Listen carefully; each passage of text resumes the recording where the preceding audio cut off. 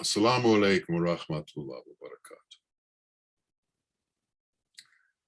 The world has changed dramatically over the last 50 or 60 years.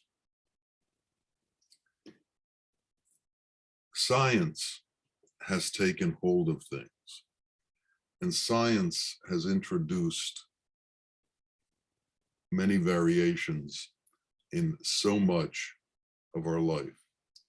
For instance, the plants and the vegetables have been altered, and they don't have the same properties that they used to have.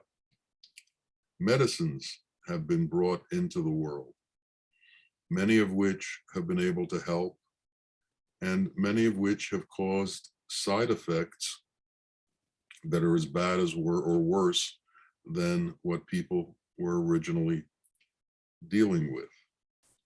Man's intention is constantly to make things easier and to make things simpler. But in truth, things became more complicated, more convoluted, and bigger, and much, much more difficult to deal with. We need to be able to return to the natural way. We need to be able to return to what is real.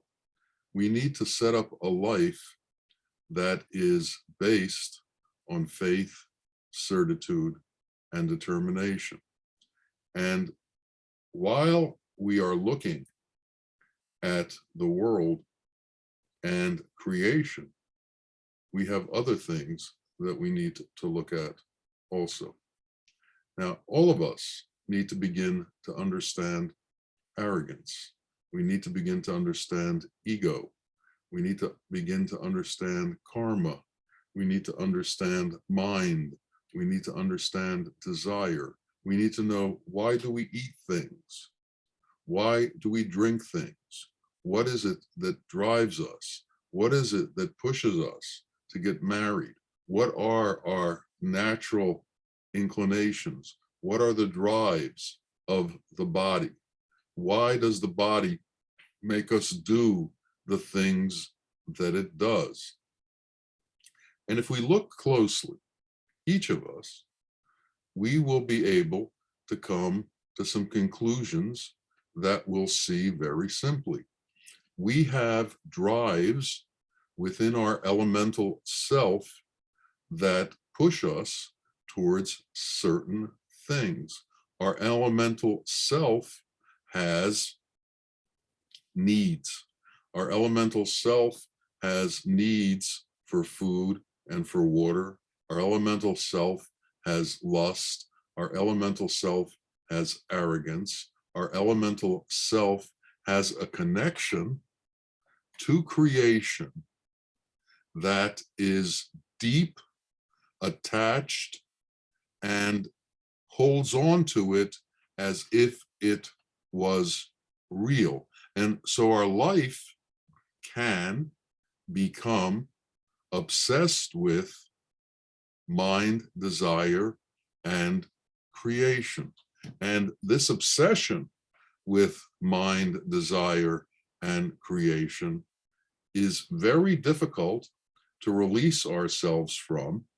And people spend a lifetime in this involvement. But what man needs to understand is that there is more to life than his attachment to creation and his reaction to creation.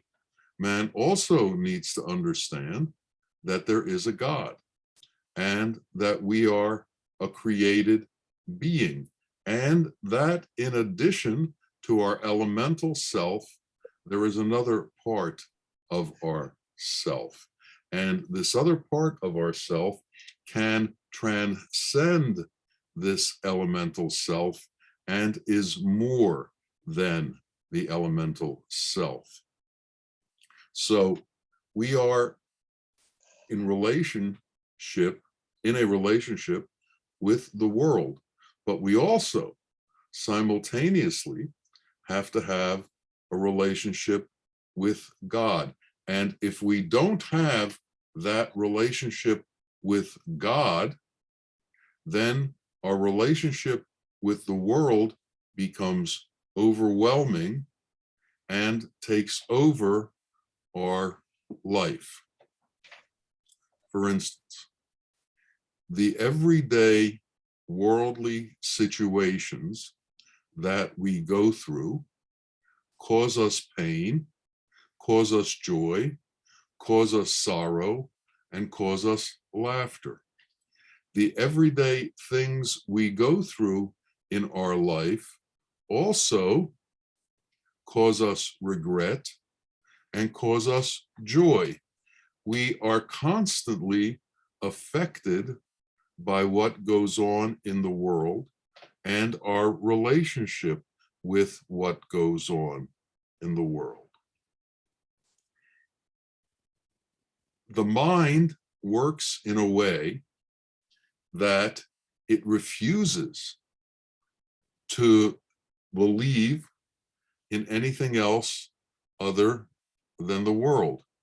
It denies reaction with anything other than the world, and it tells you that the outcome of your mind's meanderings is the truth of who you are. And your response to the mind's meanderings is the truth of who you are. And this conversation that you have with your mind is the truth of who you are. And unless you resolve this conversation that is constantly going on in your mind, you will not be able to find peace. So as we walk through the world, we encounter so many different kinds of situations, and we handle most of these situations through our thought process and through our intellect. We have to understand, and we have to be cognizant of, and we have to truly believe that our mind is limited and our mind can only grasp things to a certain extent. And our mind creates for us artificial scenarios that we react to. For instance, in our relationship with other people, all of a sudden, some of these relationships become very, very important.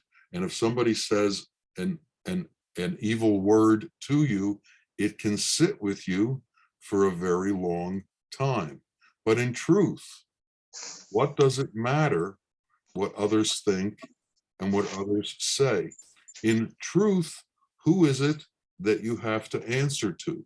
In truth, what is the purpose of existence, and how do we go about accomplishing what the purpose of existence is?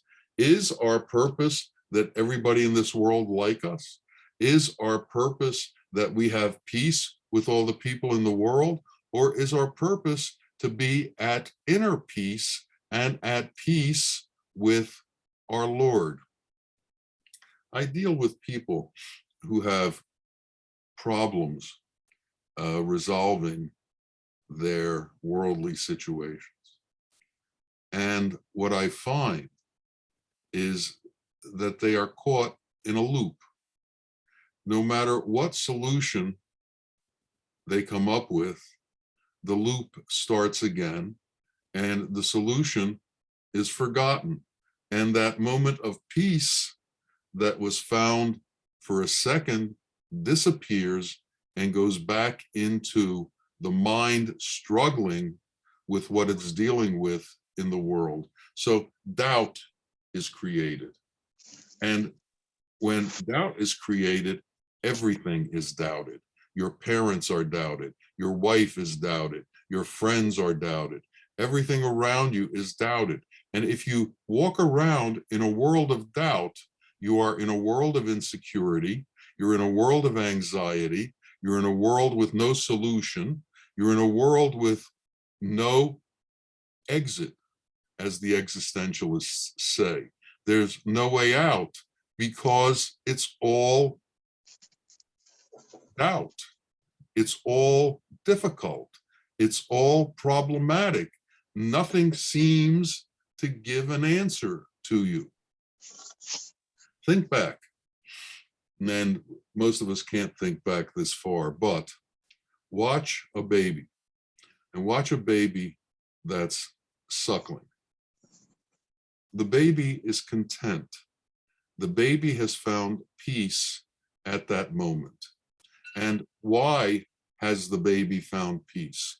What is it about the baby that allows it to find that resting place? What is it about that baby that has found contentment? And the simple answer is the world hasn't yet attacked the baby, because the baby's cognizance isn't powerful enough to grasp what's around it yet. It hasn't developed the cognitive ability and the intellectual ability to deal with its surroundings. It is just looking to be fed, and that feeding brings it contentment. Now, to Allah, we are babies. To Allah, our heart is a baby. And in the same way that the baby suckles on its mother, we need to learn to suckle on wisdom. We need to begin to swallow wisdom as our food. We have food that we need in the world, and we're all very, very cognizant of the fact that we need to eat and we need to drink and we need to do what we have to do in order to maintain this body. But if we want to maintain our peace, if we want to maintain our truth, if we want to maintain our own individual integrity, we have to begin to understand that we have to be connected to something other than this world. There's more to our existence than what's in this world. There's more to our existence than our personal power within this world. There's more to our existence than our eye can see. Now, the world has gotten to the point where absurdity has taken the place of reality, where that which is artificial has taken the place of that which is truth. For instance, in our country, you can't mention God in schools. God is now a forbidden topic to talk about. However, within society, the same courts that have decided you can't talk about God in school have decided that pornography is legal and everybody should have access to pornography as they desire. What kind of minds came to these conclusions? Minds that have been polluted by worldly ideas. And so we've come to the point in the world where evil is called truth, and where truth is denied, where prostitutes have become important people in the world and given credence, and yet people who are humble and who are modest are looked upon as being some kind of fanatic because they haven't gotten in tune with what the world is. We have discovered that the world lies. We, as a group, have discovered that we can't find truth within the world. We, as a group, have discovered that truth is inside of ourselves and that we are something else than our connection to the world. We are more than animals. We are more than physical reactions and physical needs. There is more to us than that. And as we learn that, then the world becomes less and less important to us because we have found our peace with our Creator. We have found our peace with our Lord. We have begun to understand the immensity of our Creator and how we ourselves are very, very, very small compared to that. As we become bigger in this world, as we think we are more important, as we think we can do more and more and more, this is our downfall. This is what will destroy us. This kind of arrogance is what brings man to his knees because he can't do what it is he thinks he can do.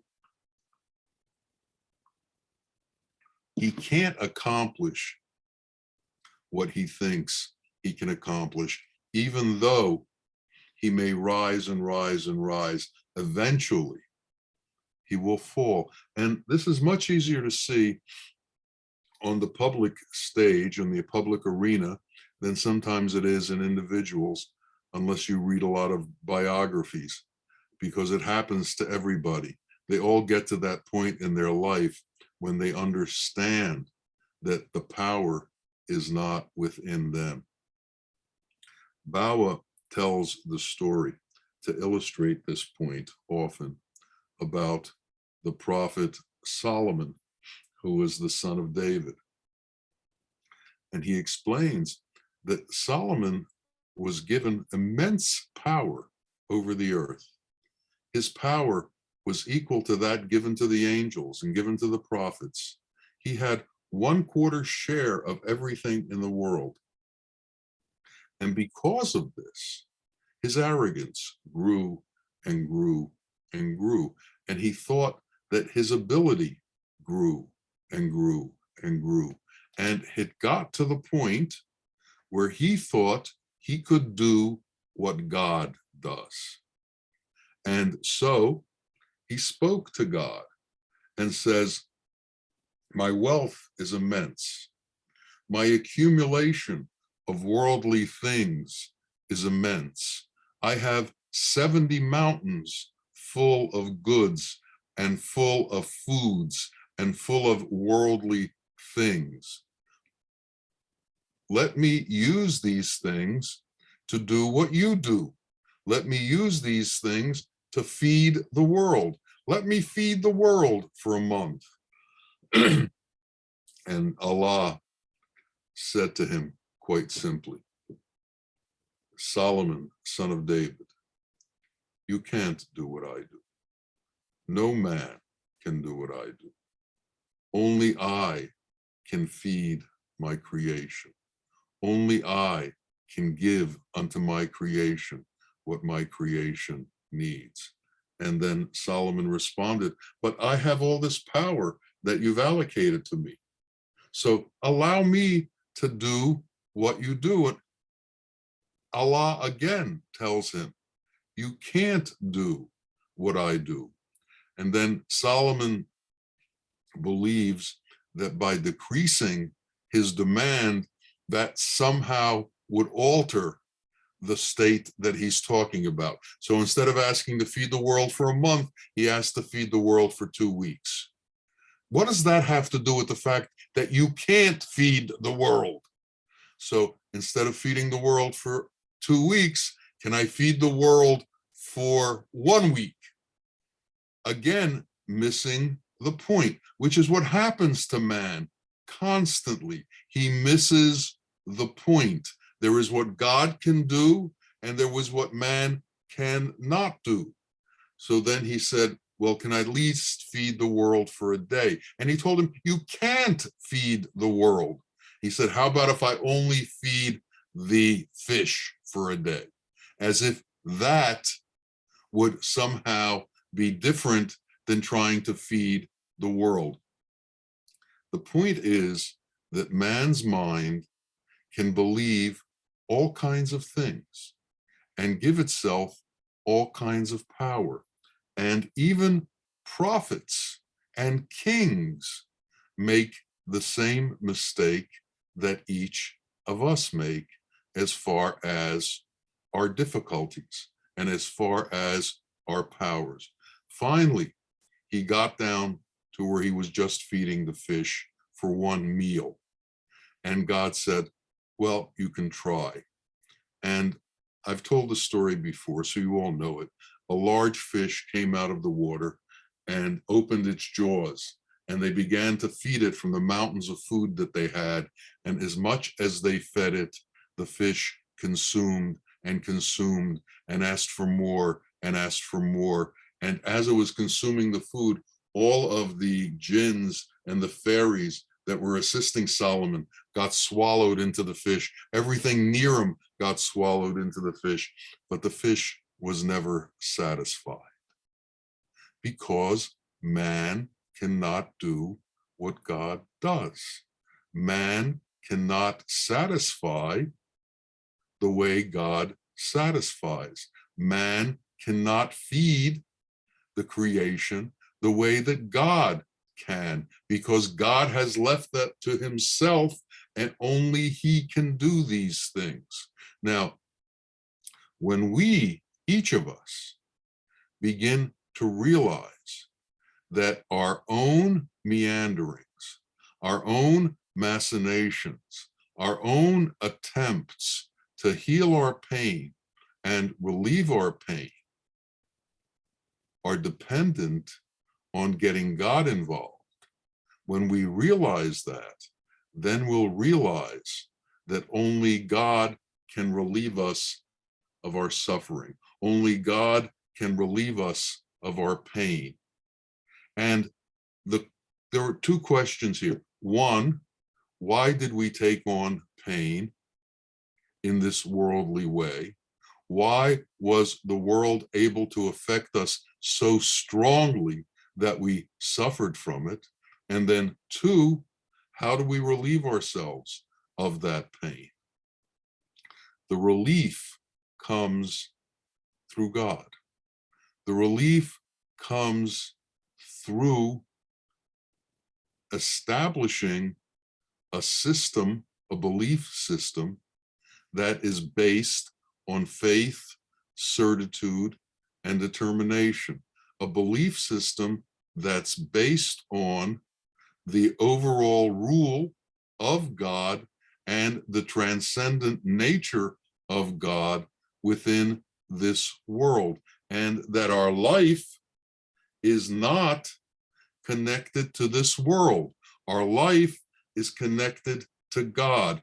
And as long as our belief system holds that our life is connected to this world, then we will continuously go through the machinations of the mind that tells us we have to do this to resolve that, we have to do this to resolve that, and comes up with worldly solutions for existential problems.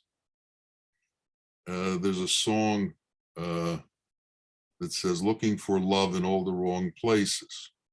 I mean, you can't describe dancing through architecture, and you can't describe architecture through dancing. We have to be able to understand where the place is for everything, and the place for the solutions to our problem is a relationship with God. Because once that relationship with God occurs, then the effect of the world on us diminishes, because our encounter with truth becomes great. And our encounter with truth burns away our encounter with the world, does away with our belief in the world, does away with our attachments to the world. And so when Solomon finally gave up on trying to feed this one fish, he asked God, well, what can satisfy this fish? And Allah sent a fraction of an atom held by Gabriel that was sent to this fish, and that one drop satisfied this fish and was enough to mollify him, and he went back into the ocean. The point being that God's power, his immensity, his overwhelming abilities are beyond our imagination and are beyond our comprehension. And when we believe that we alone are the ones who are going to resolve our problems, what we are in fact saying is that we can exist and we can accomplish things without Allah's help. So as we turn to ourselves, we abandon God. As we rely on ourselves alone, we abandon God. As we think we can do, we abandon God. Only when we truly understand that God is the mover and the shaker, and that not an atom in any part of the universe would move without God allowing it to move, do we begin to understand the true nature of our existence in this world. And we have to understand the true nature of our existence in this world. We've created so many artificial things, and so many of these things have become reality. Bawa once said to me, when you go to the movies and the lights go on, make sure the show isn't over. And we really need to understand that our life is not the artificial scenarios that are in front of us. Our life is more than that. And to find more than that, we have to look. Gold is buried in the earth, yet people find it. Gems are buried in the earth, yet people find it. Within us, there is the light of God. Within us, there is the light of our Creator.